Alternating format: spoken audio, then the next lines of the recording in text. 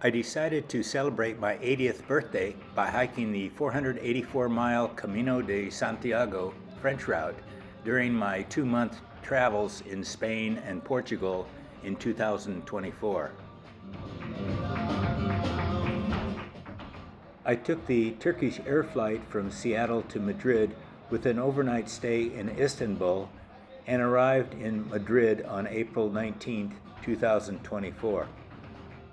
After a few days exploring Madrid, I headed to Saint-Jean-Pied-de-Port, France, by first taking a 5-hour train ride to San Sebastian, followed by a 3-hour bus to Bayonne, France, and ending with a train ride to Saint-Jean-Pied-de-Port. It was a long travel day, and the Camino Pilgrim office was still open, so I got my credential used for access to albergues along the path, and the volunteers also arranged accommodations for me to an albergue that had closed for the night. Here are some images of what I saw during my 29-day hike along the Camino de Santiago, where I experienced snow, 14 days of rain, and several windy days. About half of the way was along roads with a variety of landscape changes from open fields, forests, and cities.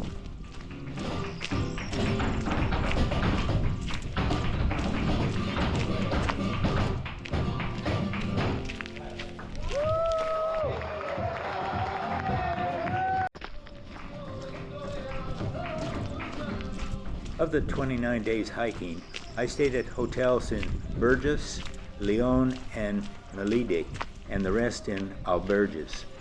I made no advance lodging reservations along the Camino. This legendary pilgrimage is rich in medieval allure. It attracts individuals from diverse backgrounds with numerous reasons to do this pilgrimage.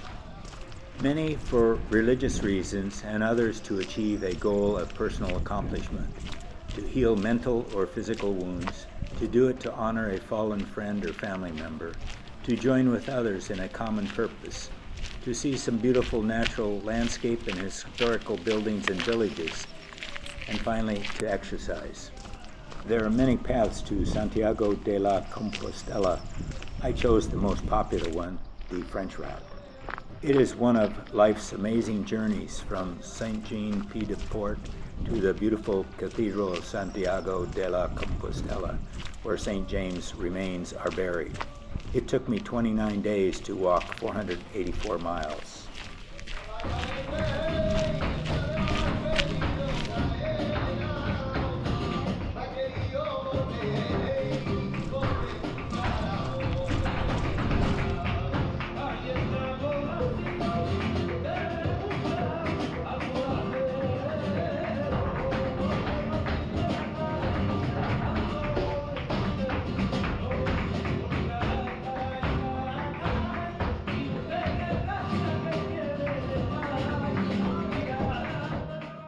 Now begins my day-to-day travel along the Camino de Santiago French route, beginning with a 5-hour train ride from Madrid to San Sebastian.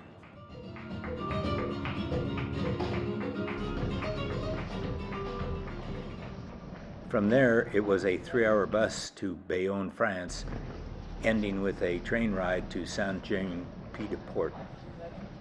From the train station, it was a short walk to the center of town, and I noticed that most stores and albergues were closed.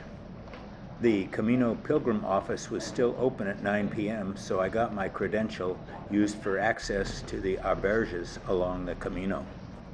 The volunteers arranged accommodations for me and 2 others at the Auberge Zarapeta that had closed for the night. The cost was €31 for a bed with blankets and breakfast. After a chilly night of 62 degrees inside, we had coffee and breakfast and then started our journey.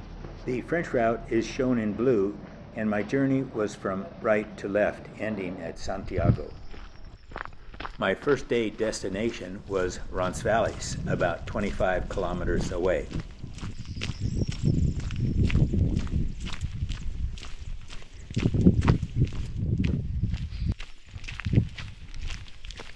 My ascent for the day would be about 1,400 meters, or 4,600 feet, over the Pyrenees mountain range.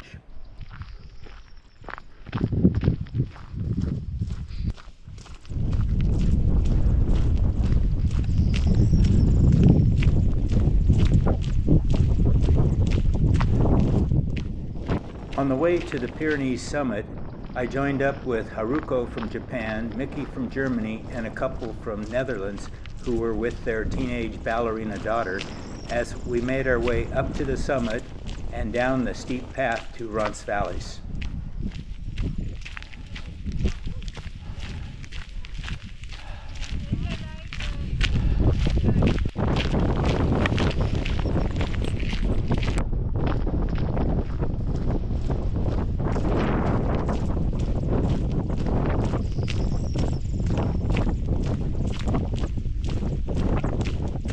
Haruko and I took a break from the constant winds at the mountain hut just before crossing the France-Spain border, marked with a cattle grate across the path. I later learned that this portion of the trail would be the steepest part I experienced on the Camino. In the Pacific Northwest, it would just be considered a normal trail.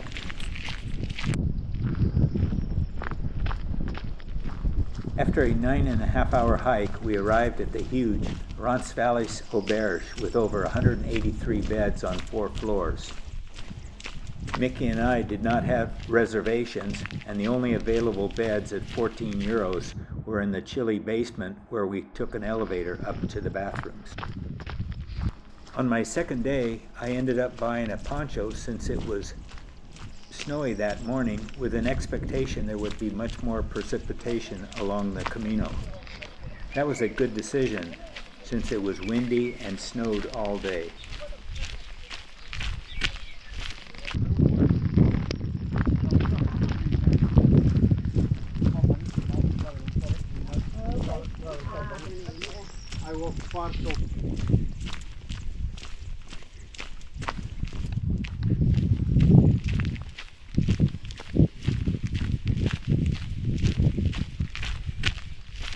I stopped in Biscaret village at the Café Bar Juan and had some hot coffee con leche, orange juice, and a delicious potato frittata.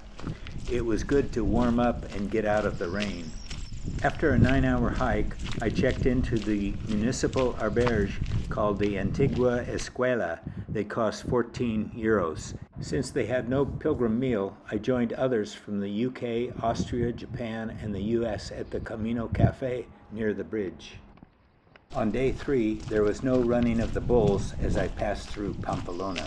I passed by this 12th century ruin near Ilrats. It was raining a lot, so I stopped at the La Parada Cafe just across the bridge for a tasty breakfast and to warm up. I then came into Pamplona, where a milling building was restored, and I walked by the city walls. It was a long walk through the streets of Pamplona, which I navigated by following the painted yellow arrows and the Camino de Santiago icon tiles. I detoured to see the streets where they do the annual running of the bulls, the Plaza de Toros, and the street named after Ernest Hemingway. Here is the street they use for the running of the bulls and the gathering place in front of the government building.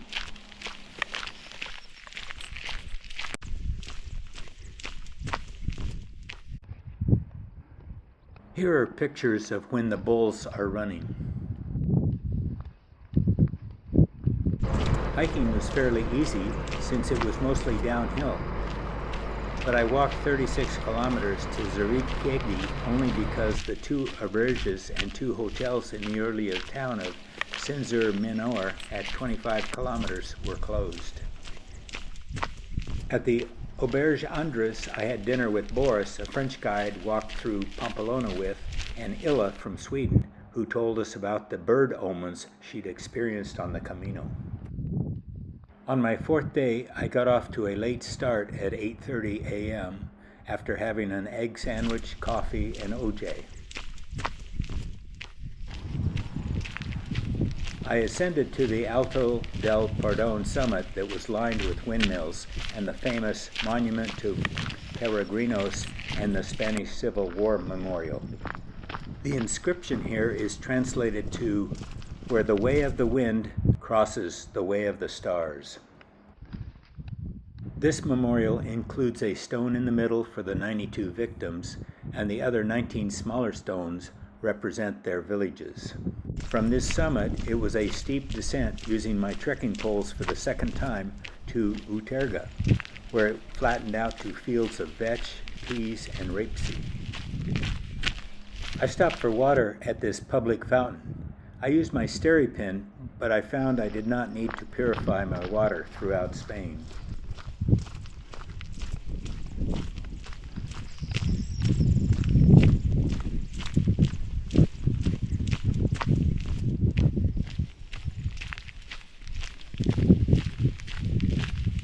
I crossed over the bridge and village of Punta La Reina to end my day in the next village, Nanaru, where I stayed at the Auberge El Cantero. The lobby included a Knight Templar suit of armor just outside the dining room, where we gathered for a pilgrim meal of lentil soup or salad, pork loin or chicken, ice cream, and bottles of wine for the table. I enjoyed the soup, pork, and water. The dorm was 14 euros and food 15. I passed through several small villages like Siracui, Lorica, and Villa Tureta, with Man from China, who now works for Microsoft near my hometown of Kirkland, Washington.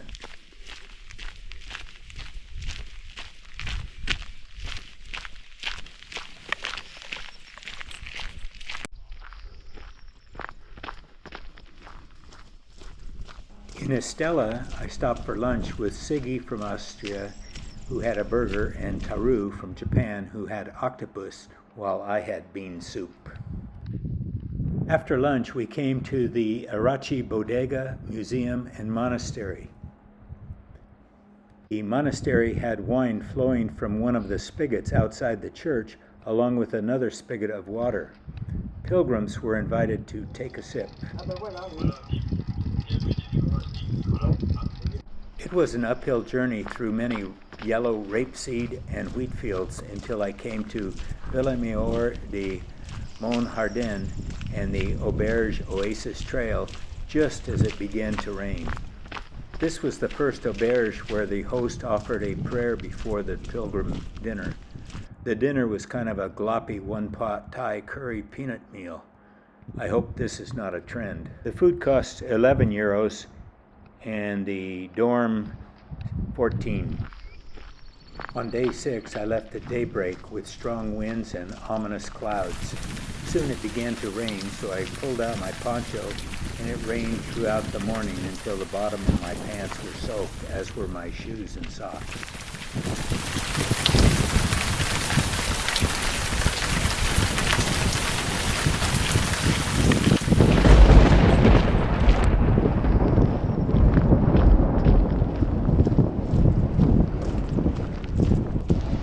In some places, muddy water was running on the trail. The rains, wind, lightning, and thunder continued on until I approached Sansol, where the clouds broke and the sun came out. We enjoyed a frittata meal in the sun in Sansol. As I left the restaurant, I again ran into Man, the Chinese woman who lived in my hometown of Kirkland, Washington. We hiked for a while together, but she was a faster hiker, so she continued on.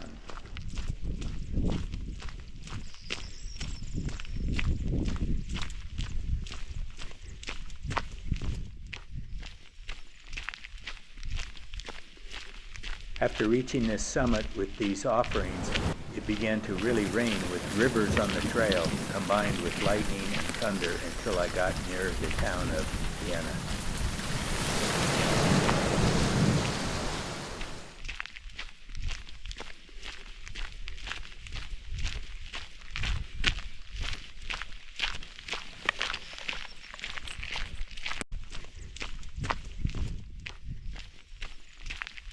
The Andres Munoz Municipal Auberge was a beautiful old building, but very cold at 8 euros per night. At a nearby bar, I had a dinner of pinchos of zucchini, crab meat, and shrimp, and beef with eggplant that cost 10 euros. Day 7, after yesterday's rains, I was pleased to see that the early morning sun brought clear blue skies. The landscape included vineyards and wheat fields as I made my way past Logroño to Navarrete. Just before Logroño, I passed through one of the few forests I've come to along the trail.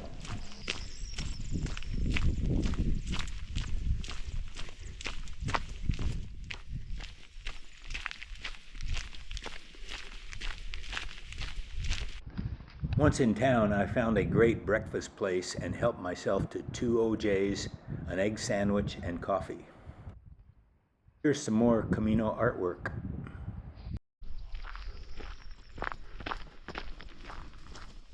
Lots of families were visiting the park surrounding this lake on Sunday.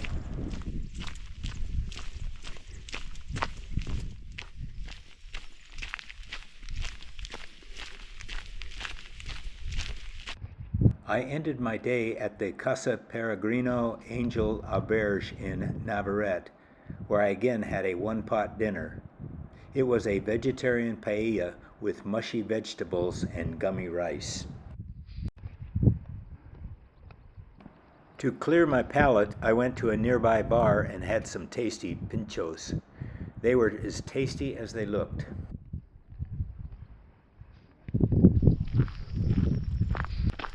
On day 8, I'd planned to stay at one of the 2 auberges in Siricuna, about 37 kilometers distance, but both were full, so I walked another 6 kilometers to Santo Domingo de la Calzada, where there was a large auberge I'd hoped to stay in.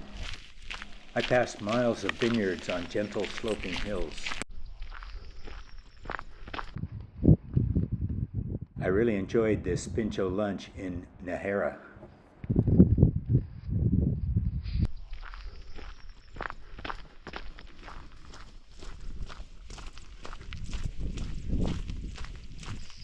More Camino artwork.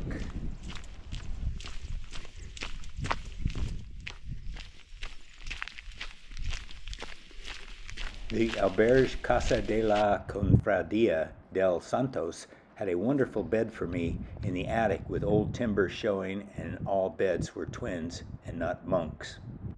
I barely had time for some lentil stew, a shower, and clothes washing before lights out at 10 p.m.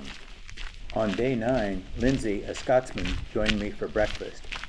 I thought I ordered pizza, but it turned out to be Coquille's Saint-Jacques, which was a surprise but very tasty. After a career as a carpenter, he now makes classic guitars. I passed this woman who was using a walker. She and her friends were from Colorado. Carlene from Colorado and Aisha from Saudi Arabia joined me. Aisha was a teacher who'd visited 100 countries. I suggest she write books for children about her adventures to give little girls in Arabic countries a different perspective of life. Carlene was a family therapist. They continued on while I stopped in Granion for more breakfast and to view the cathedral.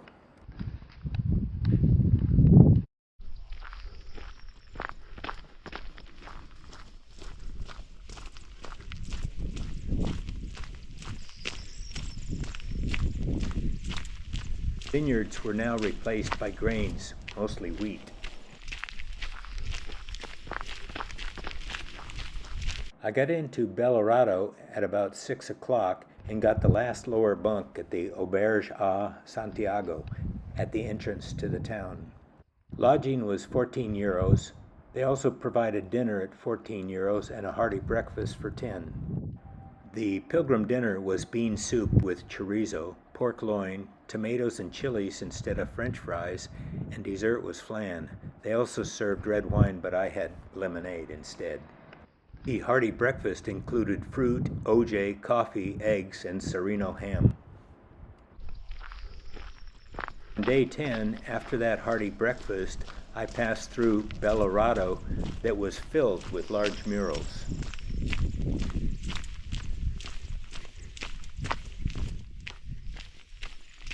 Once again, the Camino paralleled the highways and this Roman bridge as I headed to San Juan de Ortega. I passed by fields of rapeseed and grains on this cold and windy morning. Once I got to Villafranca Montes de Ochoa, I climbed 1,000 feet to the top of the hills. The scenery changed to trees and large clumps of heather. Some of the sections were burned by wildfires and others by logging. I passed by a memorial honoring those that died in the Spanish Civil War of 1936. The Auberge San Juan de Ortega Monastery had showers with inches of water to wade through to get to the toilets, and microwave dinners for €8. It was a cold night in the monastery, and even colder on day 11 outside with frost on the ground. The Camino has now entered cow country as I dropped down to open fields of grain after passing this cross near Olmos. I again walked with some people I had seen on earlier days, such as Carlene from Colorado and Michael and Ella from Netherlands. This stork greeted me as I came into Burgo. The Camino route was a bit confusing to follow, so I stopped for a burger in Burgo to regroup as it began to rain.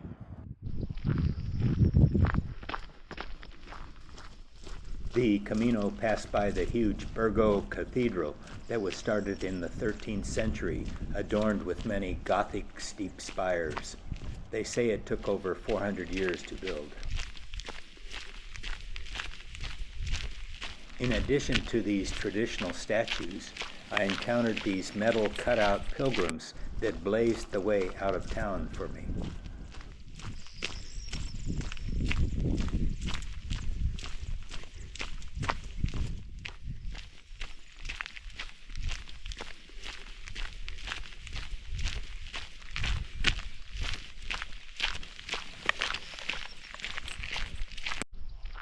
After trying a few albergues that were full or closed, I decided to treat myself to a hotel and used Google Maps to find the Azofra at €70 a night.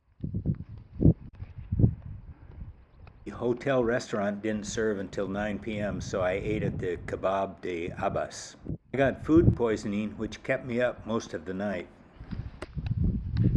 I left about 11 a.m. on day 12 after recovering. Some pilgrims feel compelled to post their graffiti thoughts along the Camino. After 10 kilometers by the highway, I got to the Tarjedos Municipal Auberge. Rocco, a volunteer from Madrid, promptly offered hot tea and in the morning gave us breakfast. No set fee, only donations here. I met Chris, a retired Australian soldier, and Mickey from Massachusetts, a hardcore marathon runner, including the Boston Marathon. Day 13, Mickey and I ran into drizzle and cold. Chris took a bus because his knee was bothering him. The villages had these big murals.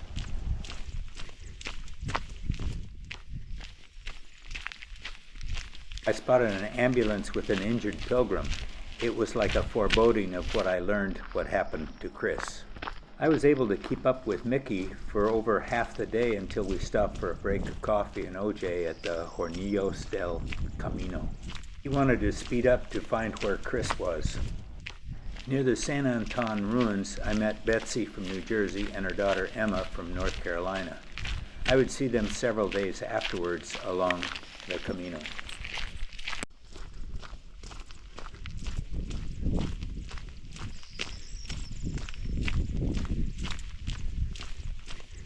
I stayed at the Auberge Alteria owned by Olga and Jose, who served us a delicious chicken dinner. After dinner, Grace from South Korea sang Ave Maria. In sweet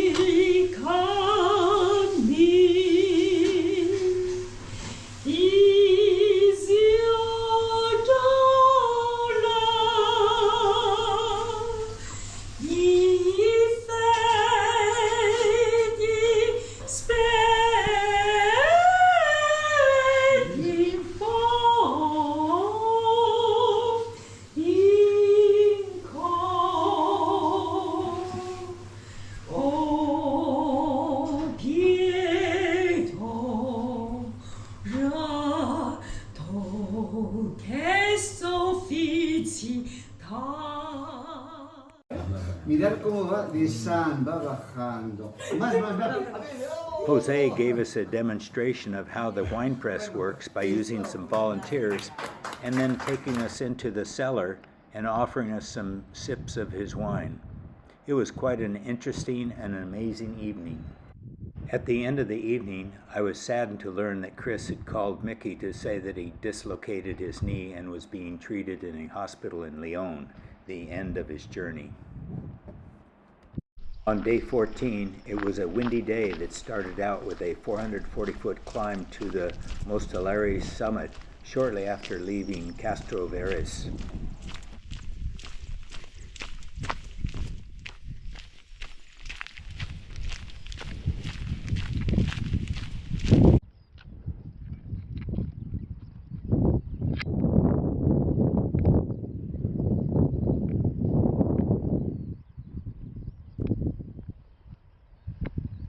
From the summit, we dropped down to Itero de la Vega, where we stopped for breakfast.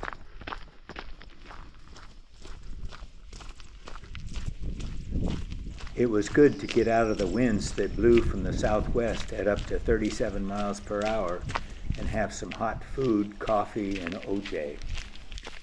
I stopped for lunch and got out of the wind in Boadilla del Camino at the Camino Hotel restaurant, where I enjoyed lentil soup with chorizo and flan for 12 euros.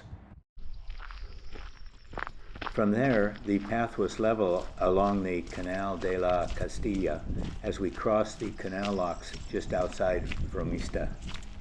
It was a short walk into town about 4:30 p.m., but the municipal auberge was full, so I headed to the Estrella, which was a few blocks north. It was a great place to stay with heated rooms, hot showers, a comfortable bottom bunk, and lots of blankets. I got there just before the heavy rains came and stayed the night. On day 15, I got a late start at 8 o'clock from Fromista and shortly crossed the A76 Autovia. The weather was good but windy. After breakfast of potato egg pie in Poblacion de Campos, the Camino ran alongside the Rio Uciza for several hours. Along the trail, they had planted these beautiful blossoming pink tamarisk trees.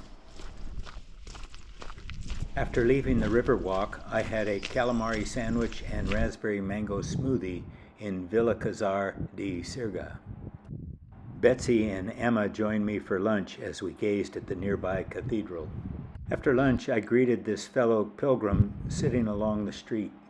After periodically walking with Betsy and Emma, I reached Calzadilla de la Cueza. They had reserved a bed for me at the municipal auberge for 10 euros.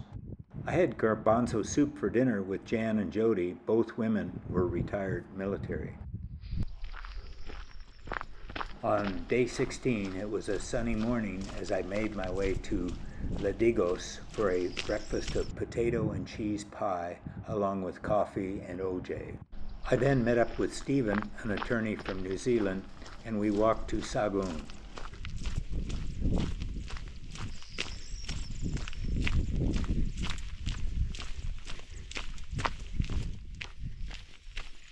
Before getting into the town center, the Camino took a short detour over to this 11th century church. The town has an annual procession and festival here.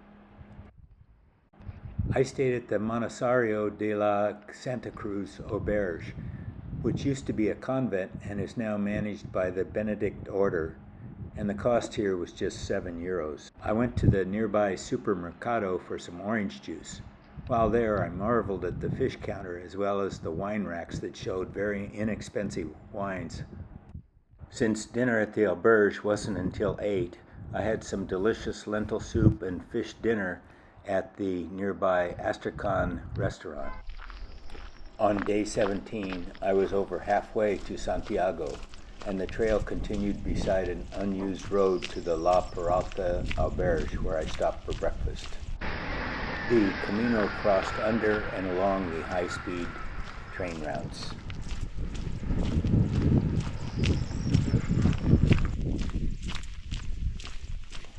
The La Peralta lobby had a huge stack of backpacks waiting for transfer to the next sleeping place for the peregrinos who were slackpacking for just €6.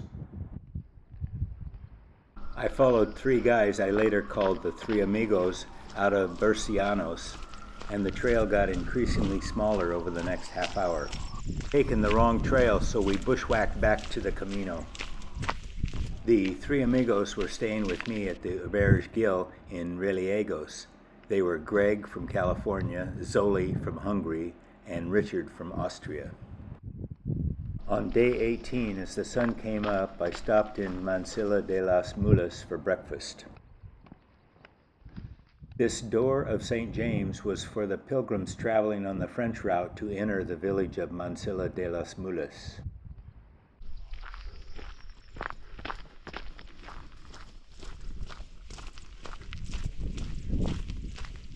We passed several smelly stockyards like this covered one.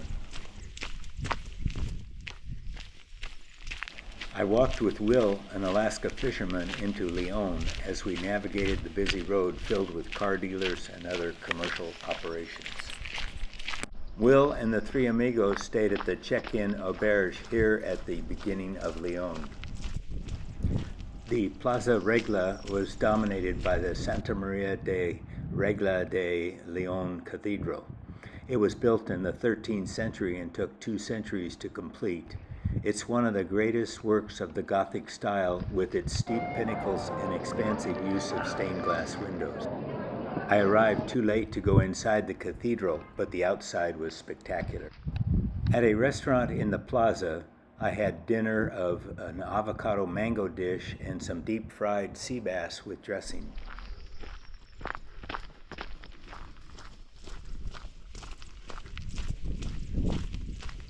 I stayed at the Inn Boutique of Leon, just around the corner from the cathedral. After staying at dormitory-style auberges for about 3 weeks, this was pure luxury. The king-size bed was soft and luxurious, as was the shower. It was €61 for the night. On day 19, I rejoined the Camino de Santiago trail that ran just in front of the cathedral. It took quite a while to get to the outskirts of Leon along busy roads. Eventually, I found this Coca-Cola decorated breakfast place in La Virgen del Camino. I soon came to this trail split. I chose the rural hike rather than the road hike. I met a few pilgrims who had started from Leon, and I hiked with them occasionally over several days. Mariano from Argentina, who was soon to be a guide in Iceland, and Sue from Canada.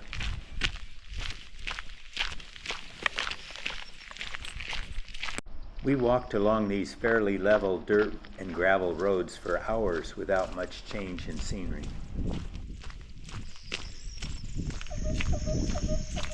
Instead of highway sounds, we heard the sounds of these many frogs along the way.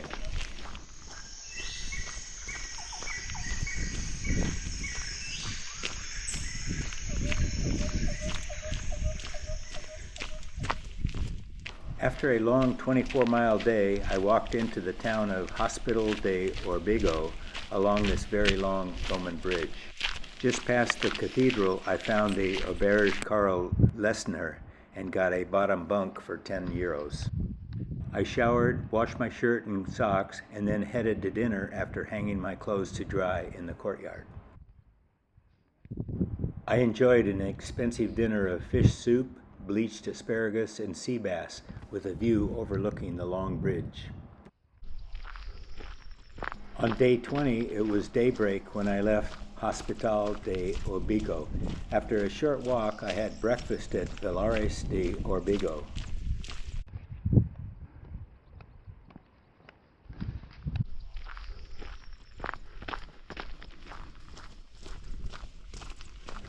After walking through farmlands, our trail took us through a plantation of pine trees, all laid out perfectly. After an hour walking through the open fields, I came across this self-service cafe with beverages, fruit, OJ, coffee, tea, and pastries run by an aging hippie Spaniard.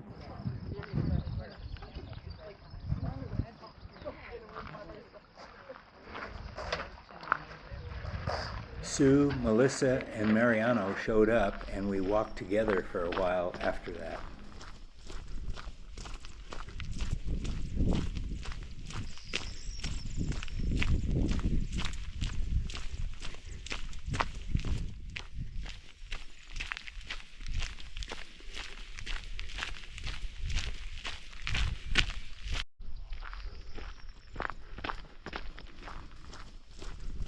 We crossed the railroad tracks on this peculiar bridge on the way to Astorga city center.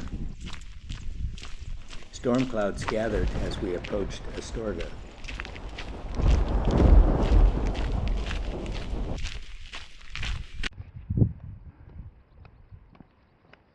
There were some beautiful churches in Astorga as well as some old Roman ruins.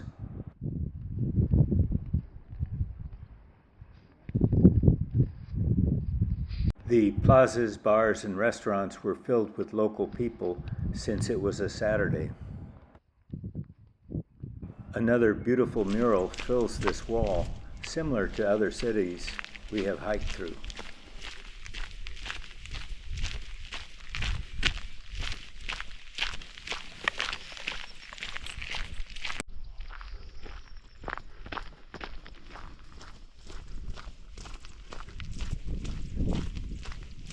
In this part of the country, they give you a free tapas when you buy a beverage, even including this lemonade. It was a couple hours gradual climb up to Santa Catalina de Somoza, where I stayed and was glad the storm clouds held off for a while. When I was almost there, Mariano caught up with me. We checked into the El Caminete albergue run by Ophelia. We were the only two staying here at a cost of 15 euros. Our pilgrim dinner of soup, vegetables, pork loin, and ice cream was 18 euros. On day 21, I started out from Santa Catalina de Somoza at dawn. It was a gradual climb from 3,000 feet up to Rabino del Camino at 4,000 feet. Here's another inspirational rock along the Camino. I stopped for breakfast at the Tessin Cafe in Rabinal del Camino. Now the vegetation changes to heather, Scotch broom, and scrub grasses. The snow-capped mountains are in the far distance. In Fons-Badon, a bus unloaded tourists who hiked 5 kilometers to the Cruz de Ferro to get a taste of what it was like to walk the Camino de Santiago, and then got back on their bus.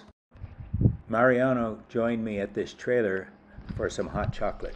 The trail began to get very rocky with lots of heather as I approached the second summit called Punto Alto at 5,400 feet.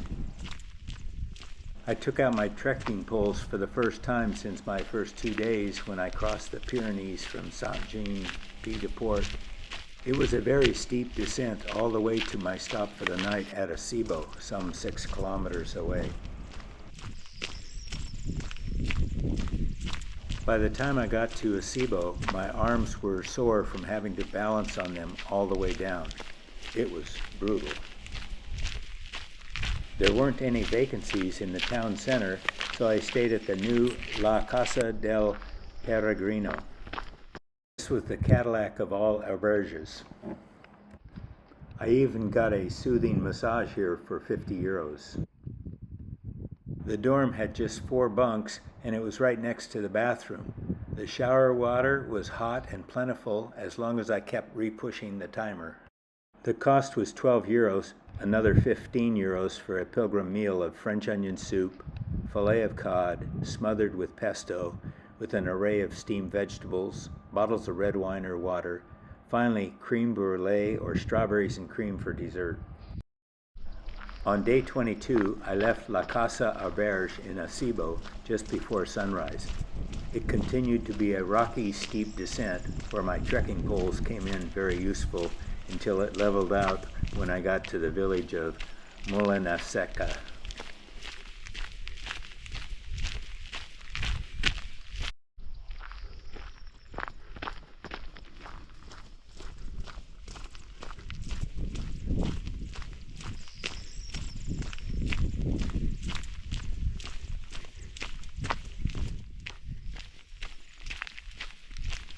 I enjoyed another hearty breakfast at the Maison Palacio Cafe in Molina Seca.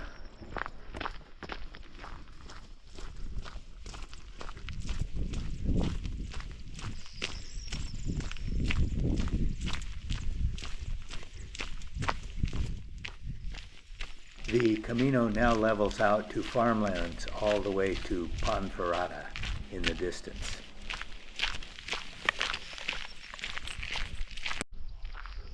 After crossing this Roman bridge, I stopped for a snack before viewing the Castle of Templars.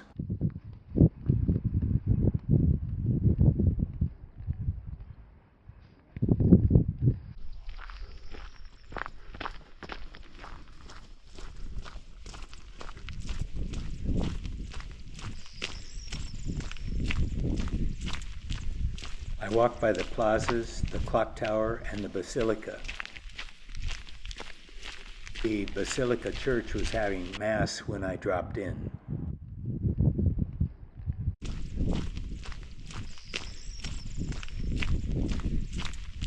It then began to rain as I passed by miles and miles of vineyards before I got to Cacabelas.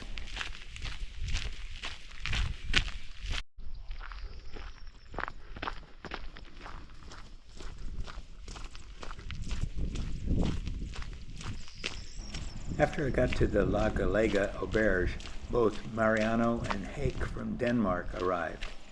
The dorm cost 13 euros, and the pilgrim meal of salad, pork loin, and ice cream was 14 euros. On day 23, Lena from the UK asked me if she could hike with me. This was her first time traveling by herself and was apprehensive.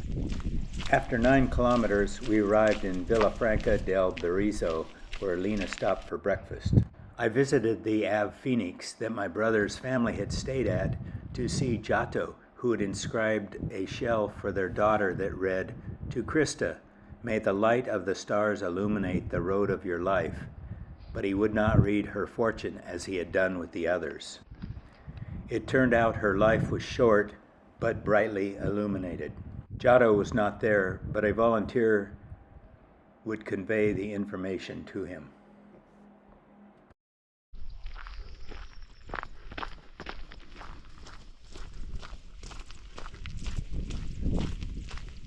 After that emotional visit, I walked by the castle and stopped for breakfast.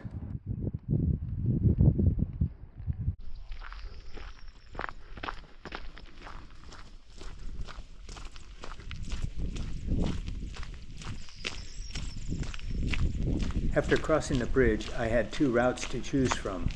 One was mountainous, and the other was along the road. I chose the road route, which ran between a bubbling creek and the highway. It rained all afternoon as I walked beside the beautiful creek and ignored the highway with its fast-moving cars and trucks beyond the Jersey barrier. I entered the logging town of Trabadello with stacks of cut boards and logs. I stopped at the cafe that had my long-looked-for lentil soup with chorizo. What a treat.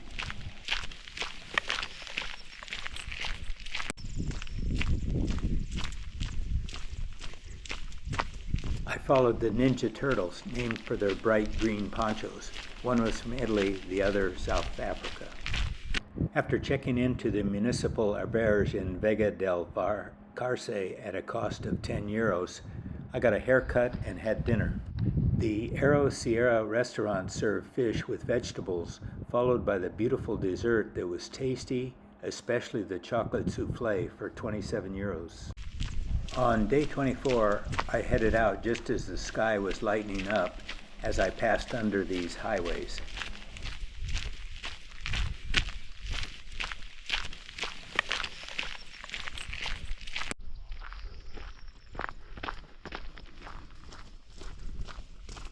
The Camino narrowed and was now on a muddy trail as the rains continued.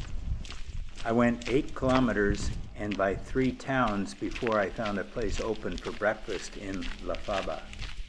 The Tito restaurant had a unique bathroom sink.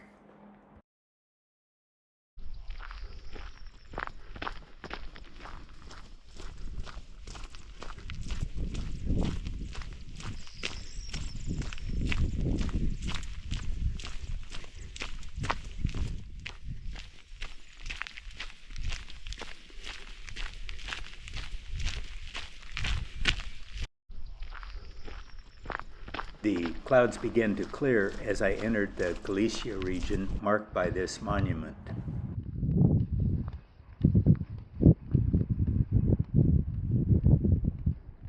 As I approached Ocibriero, I could hear a bagpiper playing.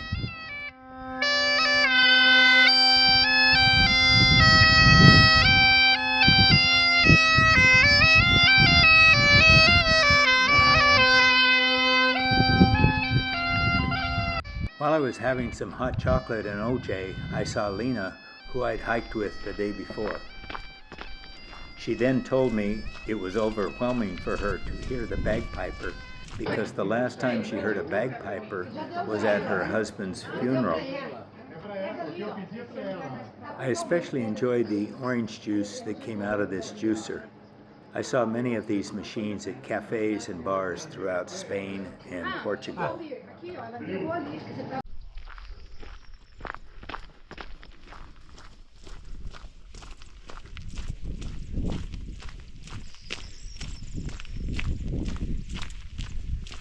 Today was a real slog. I went from 2,000 feet up to 4,400 feet on a trail that was wet and muddy and filled with rocks.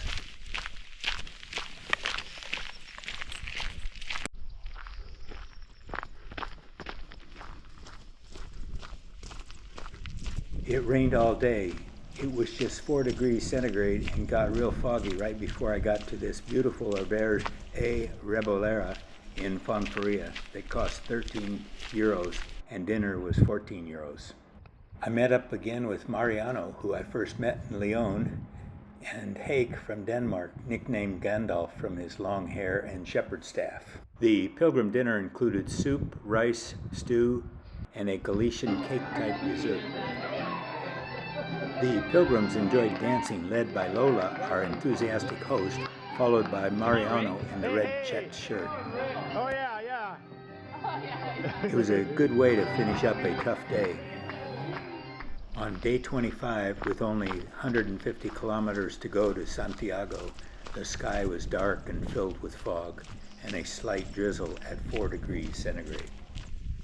I had breakfast at the Maison Betularia Cafe in Baduedo and enjoyed the warm fire.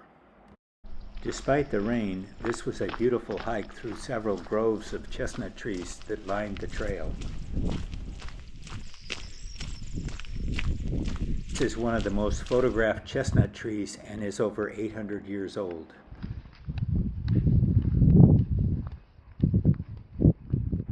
Just outside Trayacastela, the trail splits. One longer trail to the Samos Monastery and the other shorter trail parallels a little-used road. I chose the shorter trail. I walked through several miles of farmland where the fog drifted in and out and cows grazed.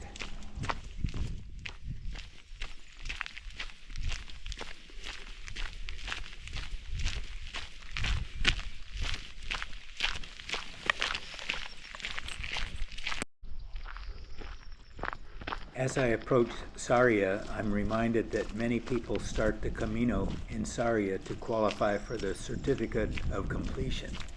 It's a little over 100 kilometers from Santiago.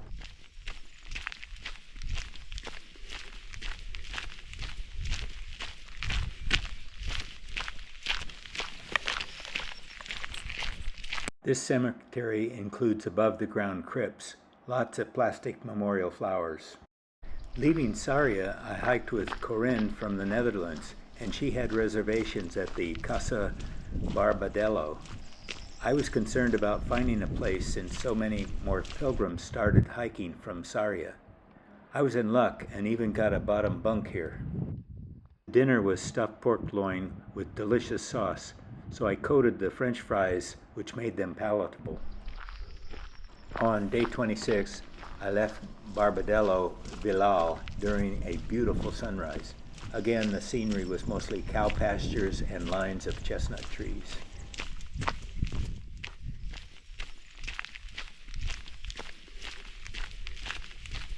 On this part of the trail, we were able to dodge the cow pies, but not the smells.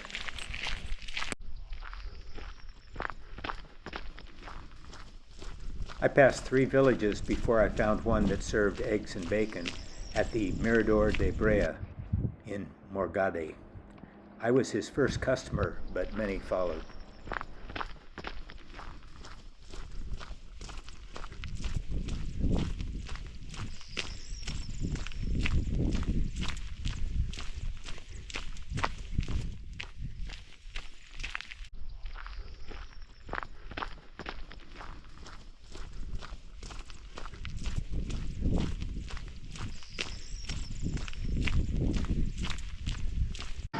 When I got to the bridge that led into Puerto Marin, they were having a series of kayak races on the Rio Minho River.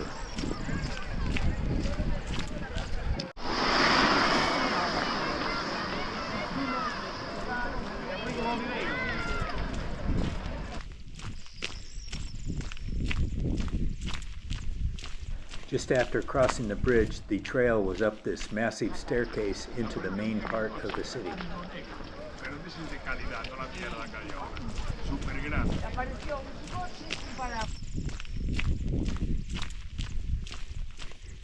I took some pictures that advertised Puerto Marin before stopping at the supermercado for my liter of orange juice.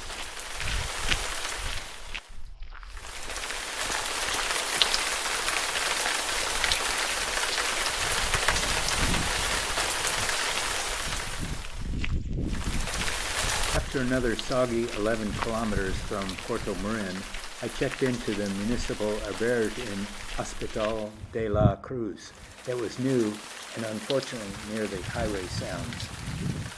It cost 10 euros and the pilgrim meal at El Labrador restaurant next door was 15. I told them no French fries, so I got a nice salad instead with my pork loin and flan.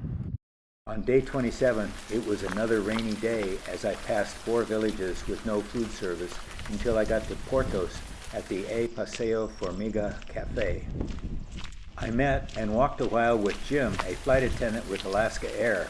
He was an Inuit from Kotzebue, Alaska. I told him my grandparents taught there in the 1930s. The trail got muddier and muddier, but I got my shoes cleaned on this stone path filled with rushing water. I decided to stay at the Sanero Hotel so I could clean the mud off my clothes and shoes and enjoy privacy and comfort.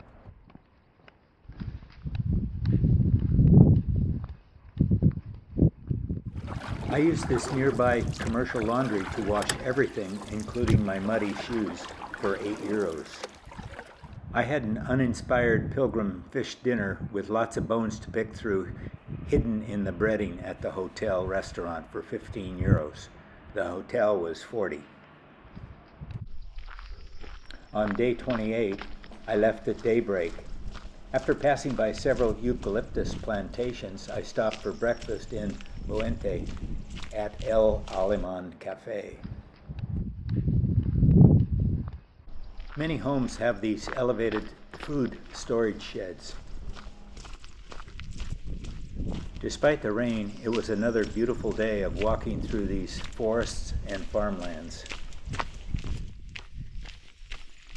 Here is one of many memorials set up for people who have died with the Camino de Santiago as a special part of their lives.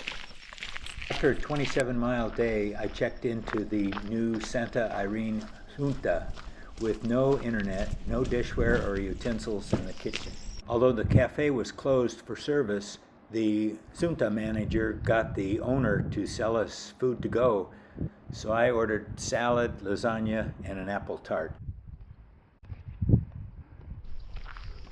On day 29, my last day on the Camino, I was first to leave, and the other 3 would join me at the Opino Cafe for breakfast and continue with me to Santiago de Compostela. My journey was 29 days, 484 miles, with 14 days of rain and 1 day of snow. The 3 were Carolina from Mexico, Kathy from Florida, and Andy from Switzerland. I nicknamed them the Leon 3 since they started there. We were then joined by Mary from Vermont for the remaining walk to Santiago de Compostela.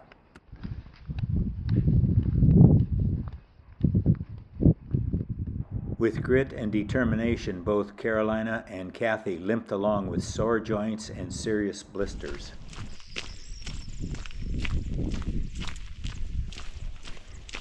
Over the past 29 days, I had hiked with and met over 85 people from 30 countries and 10 states in the USA, with all kinds of backgrounds and stories to share as we made our way along the Way of St. James to Santiago de Compostela.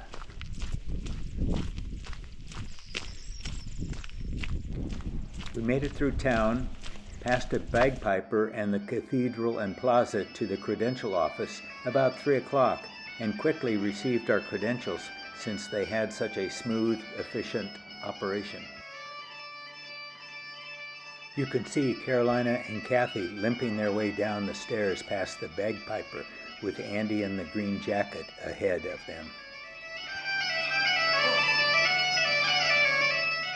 followed by Mary.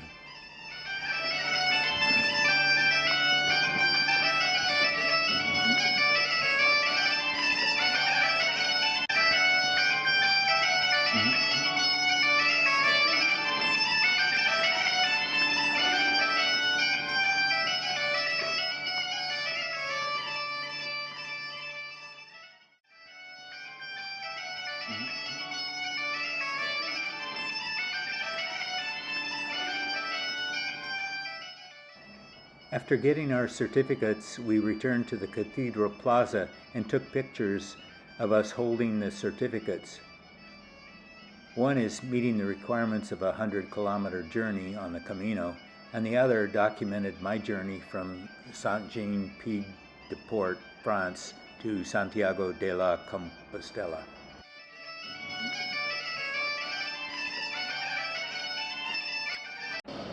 At the end of this journey, I entered the cathedral to see where the remains of St. James was.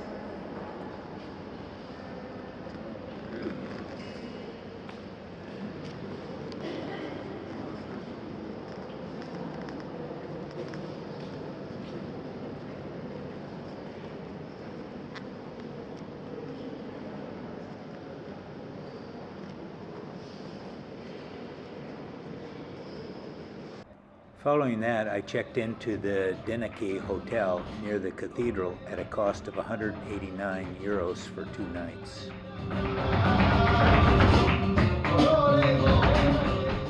I had my last pilgrim dinner for €13 at the Canadu restaurant near the credential office, which included my favorite lentil soup with chorizo.